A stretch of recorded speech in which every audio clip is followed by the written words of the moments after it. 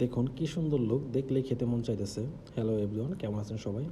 তো আজকে আমি নিয়ে আসলাম নতুন একটা ব্লগ, আলু ভাজি চাইনিজ স্টাইলে। তো ফার্স্ট টাইমে দেখুন আলুগুলো আমি একদম চাপাতি সাইজে চিকন চিকন করে কেটে নিলাম।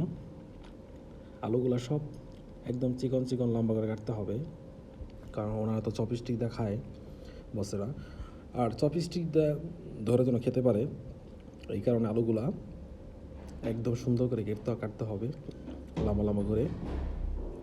তো ফার্স্ট টাইমে আমি সুন্দর করে কেটে নিয়েছি আলুগুলো, দেখতে পাচ্ছেন একদম চিকন চিকন করে, দেখতে পাচ্ছেন অনেক সুন্দর কেটে নিয়েছি। কাটতে অনেক সময় লাগে, সময় লাগলেও ভালো করে কাটতে হবে। আরও সুন্দর করে কাটা যেত, তো তাড়াহুড়ার মাঝখানে কাটা হয়েছে, যার কারণে এরকম হয়েছে। তাও চিকন চিকন লম্বা করে কাটার পরে এখানে সাথে ক্যাপসিকাম দিয়ে দিচ্ছি কিছু, দেখতে পাচ্ছেন কালো ক্যাপসিকাম আর লাল ক্যাপসিকাম। এখানে হলুদ ক্যাপসিকাম দেওয়া যায়, তারপর আর অনেক কিছু অ্যাড করা যায়। তো আমার কাটার শেষ, এখন যেটা করতে হবে আমাকে সেটা হচ্ছে গরম পানিতে একটু হালকা বয়েল করে নিতে হবে। দেখতে পাচ্ছেন আমি গরম পানিতে তেল দিয়ে দিয়েছি, এখানে একটু লবণ দিয়ে দিয়েছি। তো এখন আলুগুলো এখানে দিয়ে দিব হালকা মিডিয়াম হিটে। তো মানে আলুগুলা একটু হালকা একটু করে নেব, যেন আলুগুলো ভেঙে না যায়। ফুটন্ত ফোটা ফোটা ভাব আসবে, ওই মুহূর্তে আমি নামাই দেবো, আপনারা দেখতে পাবেন। তো এই তো আমার মোটামুটি ফোটা ফোটা ভাব আসছে পানিটা, এখন আমি আলুগুলো সুন্দর করে নামিয়ে দেবো। এই তো আলুগুলো আমি সুন্দর করে উঠে ফেলবো। তো আমি কাজের মাঝখানে আরেকটা কাজ করেছি, সেটা হচ্ছে চিংড়ি মাছ বয়েল করেছি, দেখতে পাচ্ছেন একদম বড় বড় চিংড়ি মাছ। এই চিংড়ি মাছ, এটা হরিঙ্গি চিংড়ি মাছ, এটা খেতে খুবই সুস্বাদু। এই চিংড়ি মাছটা আমরা বয়েল করে দিয়ে দিই, শুধু বয়েল করে দিলেই ওরা খেয়ে নেয়। এখানে অনেক ধরনের মশলা দিয়েছি, চিনি লবণ টেস্টিং সল্ট, তারপর হালকা ওই দেওয়া হয়েছে, রেড ওয়াইন দেওয়া হয়েছে, বিভিন্ন কিছু দিয়ে এখানে বয়েল দেওয়া হয়েছে, যা একবারই বয়েল দেওয়ার পরেই খেতে পারবে, আর কিছু লাগবে না।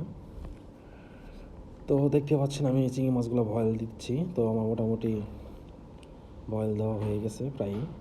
দেখুন কি সুন্দর, একদম আদা দিছি, পেঁয়াজ পাতা দিছি, সাথে সব কিছু দিয়েই মানে বয়েল দেওয়া হচ্ছে, যেন চিংড়ি মাছের যে ভিতরে একটা গন্ধ থাকে সেটা যেন না থাকে। লবণ টেস্টিং সহ সব কিছু দেওয়া হয়েছে এখানে। তো এই তো আমার চিংড়ি মাছটা মোটামুটি বয়েল হয়ে গেছে। তো এখন যেটা করতে হবে, চিংড়ি মাছটাকে আমার উঠে ফেলতে হবে। অনেকক্ষণ বয়েল দিতে হবে, প্রায় 2 থেকে 2.5 মিনিট, যেন চিংড়ি মাছের ভিতরটা বন্ধ হয়ে যায়। আবার কাছে থাকলে খেতে পারবে না, তখন খারাপ লাগবে, যেহেতু এটা শুধু বয়েল করে খাবে।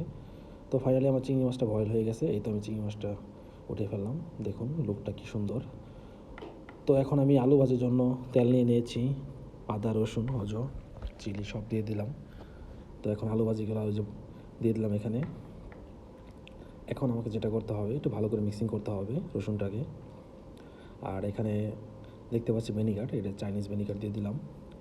তো এখন আমাকে ভালো করে মিক্সিং করতে হবে, এই তো মিক্সিং করতেছি আমি, দেখতে পাচ্ছেন সুন্দর করে মিক্সিং করতেছি। তো যারা যারা আমার ভিডিও দেখেন সবাইকে অসংখ্য ধন্যবাদ, লাইক কমেন্ট শেয়ার করবেন, সবাইকে বলবো। তো আমি চিনি লবণ টেস্টিং সল আরও যা যা দেওয়া লাগে সব দিয়ে দিয়েছি এখানে, ভালো করে মিক্সিং করতেছি, দেখতে পাচ্ছেন। যারা সম্পূর্ণ ভিডিওটা দেখবেন সুন্দর করে একটা গঠনমূলক কমেন্ট করবেন, আপনাদের কাছে এই প্রত্যাশা আমার।